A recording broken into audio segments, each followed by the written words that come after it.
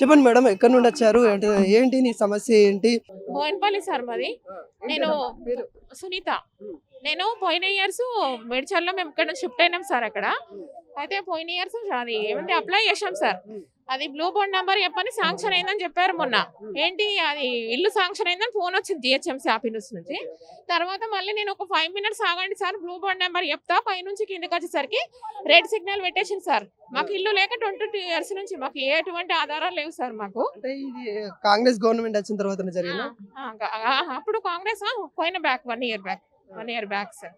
ఇప్పుడు నాకు 3 ఆపరేషన్స్ అయినాయి సార్. నేను బయట పని చేయలేకపోతున్నాను. మా ఆయన సెక్యూరిటీ బ్యాంక్ లో. తర్వాత మాకు అన్నదమ్ములు కూడా ఎవ్వరేమి ఇవ్వలేరు సార్. మాకు ఏ ఆస్తి లేదు. ఇల్లు షిఫ్ట్ చేసినప్పుడల్లా 50,000 అవుతున్నాయి సార్. సింగిల్ బెడ్రూమ్ కు 10,000 3 months అడ్వాన్స్ అడుగుతారు సార్. మాకు ఇల్లు దొరకక ఇప్పుడు 8,000 కడుతున్నాం సార్. నేను ఇల్లు వచ్చిందని ఎంత సంతోషపడ్డాం సార్ మీరు మొన్న. ఇప్పుడేమో ఇల్లు క్యాన్సిల్ చేసింది సార్. మళ్ళీ అప్లికేషన్ క్యాన్సిల్ చేసిరని అక్కడ ఉన్న ఉన్నత అధికారులు ఏమన్నా అడిగే ప్రయత్నం చేశారా? అక్కడ కంటోన్మెంట్ కి వెళ్ళాను సార్. జిహెచ్ఎంసీ కోర్ట్ ఆఫీస్ కి వెళ్ళాను లెఫ్ట్ సైడ్ లా. వెళ్తే అతను ఏం చెప్పాడు, అమ్మ నువ్వు ఇట్లా అయింది కదా ప్రజావానికి వెళ్ళండి, వెళ్తే మరి మీరు అక్కడ మళ్ళీ అప్లై చేయండి అంటే మళ్ళీ వచ్చిన సార్. ఇలా ఇప్పుడు మాకు ఇల్లు లేక నాకు చాలా ప్రాబ్లం ఉంది సార్. మా లాంటి వాళ్ళని చూడాలి కదా సార్ వీళ్ళు కూడా. ఏంటి అక్కడ లోపల మీ దరఖాస్తులు ఏమన్నా ఇచ్చారా? ఏమంటా ఉన్నారు? ఇచ్చినప్పుడు ఏమంటున్నారు? వస్తుందమ్మా అని మళ్ళీ జిరాక్స్ ఇవ్వమన్నారు సార్. ఇచ్చేసిన ఇప్పుడు ఇచ్చి వెళ్తున్నా సార్ ఇంటికి. ఇంత ముందు ఎప్పుడన్నా వచ్చారా? ఇదే మొదటిసారి? నాకైతే చాలా ప్రాబ్లమ్స్ ఉన్నాయి సార్. అసలు నేను 3 ఆపరేషన్స్ డేంజర్ అయినాయి సార్. పేగులన్నీ అతుకులు ఉన్నాయి లోపల. నేను ఇల్లు షిఫ్ట్ చేసినప్పుడు చాలా ప్రాబ్లం అవుతుంది సార్. నాకు తెలుసా, ఎటువంటి ఆధారం లేదు మాకు. మా లాంటి ఇల్లు ఇవ్వాలి కదా సార్. ఇక్కడ ఉన్న అధికారులను అడిగితే ఏం చెప్తా ఉన్నారు? మీరు వెళ్ళి కలిసారు కదా, ఏం చెప్తా ఉన్నారు? వస్తారమ్మా అని చెప్పాడు. ఎవరికన్నా వచ్చాయి అక్కడ మీ స్థానికులకు, చుట్టుపక్కల వాళ్ళు? రెంటర్స్ వాళ్ళకు, మా ఓనర్స్ కోడళ్ళకు, అందరికి ఇండ్లు ఉన్న వాళ్ళకి ఫోటో ఎంచుకొని పోయింది సార్. మాకు ఫోటో ఎందుకు తీయలేరు? మా లాంటి వాళ్ళకి ఫొటోస్ తీయాలి కదా సార్. అందరు ఓన్ హౌస్ ఉన్న వాళ్ళకు, ప్లాట్లు ఉన్న వాళ్ళకు, వాళ్ళకి ఎట్లా ఇండ్లు ఇచ్చారో ఎట్లా ఫొటోస్ తీస్తారు.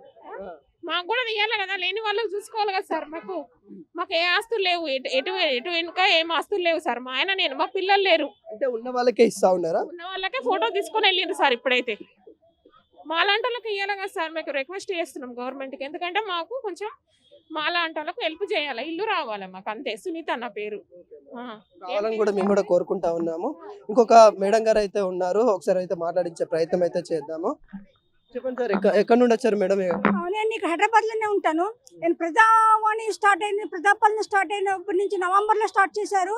అప్పుడు డిసెంబర్ లాస్ట్ వీక్ లో ఇచ్చాను పిటిషన్. అది పెండింగ్ గా ఉంది. జనవరిలో కూడా పెండింగ్ ఇచ్చి జనవరి 6th క్లోజ్ చేశారు. అప్పుడు కూడా పెండింగ్ గా ఉంది. నెక్స్ట్ వచ్చి తర్వాత కూడా ఎన్నోసార్లు నేను అప్రోచ్ అయితేనే సరే ఇప్పటి వరకు ఏమీ తీసుకోలేదు. మహాలక్ష్మి పథకం అన్నారు, అది ఇవ్వలా. గృహజ్యోతి అన్నారు, లేదు. నెక్స్ట్ వచ్చి నేను ఇంట్లో ఉన్నా సరే ఉండి న్యూట్రల్ ఏమీ లేదు. ఉమెన్ వెల్ఫేర్ వాళ్ళకి, చైల్డ్ డెవలప్మెంట్ వాళ్ళకి పిలిపించి వాళ్ళని ఇల్లు అంతా ఎంక్వైరీ చేయించుకోవడం తీసుకెళ్ళి పిటిషన్ ఇచ్చింది దేని గురించి, ఏ అంశం మీద? పెళ్ళి ఏముందంటే ఇదే ఇల్లు ఏముందంటే మెడికల్ డయాగ్నోస్టిక్ సెంటర్ కి ఇచ్చేసారు. ఇల్లీగల్ పర్మిషన్ అన్ని ఇచ్చి ఫేక్ డాక్యుమెంట్లు అన్ని పెట్టుకుని అన్ని ఫేక్, అన్ని పిచ్చిదాన్ని అంటున్నారు. నేను ఎందుకు పిచ్చిదాన్ని అవుతానండి? అధికారులన్నీ కళ్ళు తెలియవా వాళ్ళకి? ఏదో వాళ్ళకి అనుకూలంగా మనుషులకంతా పర్మిషన్ అన్ని ఇస్తే వాళ్ళని ఇల్లు ఆక్రమించుకునేట్టుగా ఆడవాళ్ళని ఒక ఇదిగా ఇచ్చేసుకుంటారు. ఒంటరిగా ఉన్నా సరే ఏదో చదువుకున్న వాళ్ళైతే అమ్మాయి ఏం చేస్తుందిలే ఇప్పుడు వెళ్ళిపోయాలని చేయాలని చెప్పని వాళ్ళు మొత్తం అంతా స్థలాలను ఆక్రమించుకోవాలి, అమ్మాయిలు లేకుండా చేయాలి, ఆడవాళ్ళు లేకుండా చేయాలని చెప్పని ఇలా చేస్తున్నారు అనమాట. మీకు సంబంధించిన స్థలం అండి? అవునండి. అదే కాకుండా అది రిజిస్ట్రేషన్ డాక్యుమెంట్ కూడా ఉంది. వాళ్ళకి రిజిస్ట్రేషన్ డాక్యుమెంట్ ఏమి లేదు. లీజ్ డీడ్ ఎవరో ఫ్రెండ్స్ కలిపి 50%గా ఏముందంటే మెడికల్ డయాగ్నోస్టిక్ సెంటర్, డాక్టర్స్ వాళ్ళంతా పాలు పంచుకోవడానికి 50% పంచుకుని లీజ్ డాక్యుమెంట్స్ చేసుకుని వ్యాపార సంస్థలుగా చేసేస్తున్నారు. ఇల్లు అనేది నడవట్లేదు, కుటుంబాలు నడవట్లేదు. కుటుంబ సర్వే చేసిన సరే ఇప్పుడు కూడా చూసారండి, మొన్న కుటుంబ సర్వే చేశారు. ఇది కూడా ప్లానింగ్ గానే ఉంది. ఇప్పుడు కూడా చూసారా వాళ్ళు వేరే హాస్పిటల్స్ వాళ్ళంతా కార్పొరేట్ కంపెనీలు కానీ ఇస్తున్నారు. వాళ్ళంతా ఫాల్స్ గా ఉండే వాళ్ళంతా కూడా చూసారా, GP natural herbals pharmaceutical company limited వీళ్ళతో వాళ్ళ కుమ్మక్కైపోయి ఉపాధి ఇవన్నీ సర్వే చేస్తారు. ఇంట్లో వండుకొని వెళ్ళగొట్టేసేసి తప్పుడు ఇన్ఫర్మేషన్ అంతా ఇచ్చి గవర్నమెంట్ మభ్య క్లియర్ పెడుతున్నారు. చెప్పండి అమ్మా. సరే, నీ బాధ అనేది ఇక్కడ కనబడతా ఉంది. ఒకటి నాకైతే క్లియర్ చెప్పండి, అది మీకు సంబంధించిన భూమిని అక్కడ వీళ్ళు అధికారులు తీసుకుంటా ఉన్నారా?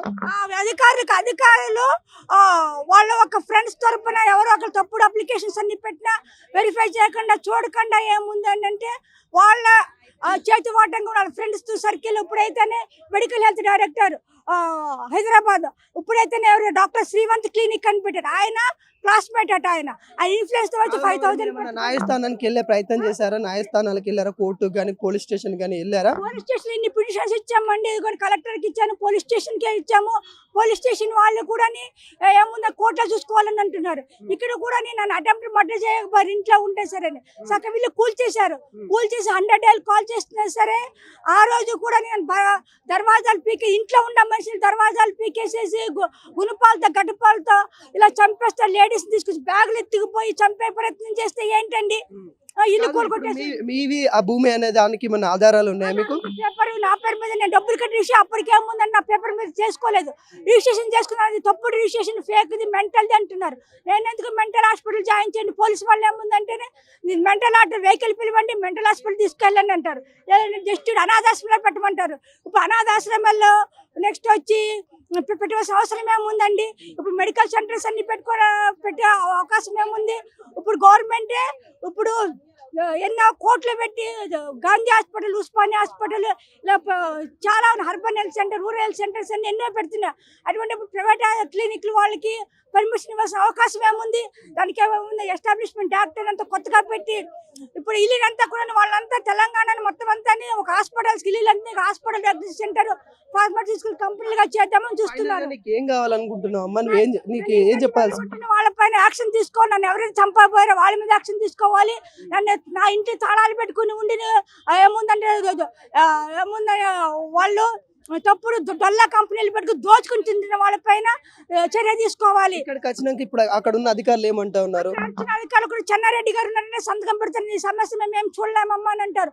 వెంకటరెడ్డి గారు ఇంతకు ముందు చిక్కడపల్లి PS ఇన్స్పెక్టర్ గారు ఎప్పుడు అటామెంట్ చేసిన మధ్య ఆ రోజు కూడా ఆయన ఇన్స్పెక్టర్ ఛార్జీలు సరే వెహికల్ తీసుకుని వెళ్ళిపోయారు.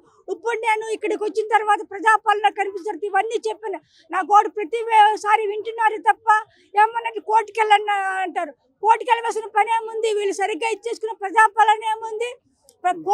ప్రజలు సరిగ్గా ప్రజలను పాలించే అధికారులు ప్రజాపాలకులు మంచిగా చేస్తే ఇలాగ ప్రజలు ఎందుకు అవస్థ పడతా ఉంటారు? 4 ఏళ్ళ నుంచి నానా అవస్థ పడతా ఉన్నానండి.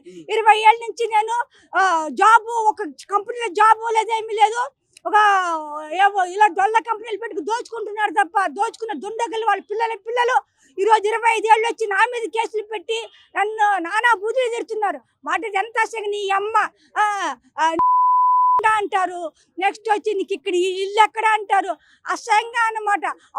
ఎంత అంటే నీతి నికృత్యంగా మాట్లాడతారు. ఆ పిల్లలకి ఏ పోలీస్ స్టేషన్ పరిధిలో వస్తుంది? ఏ పోలీస్ స్టేషన్ పరిధిలో?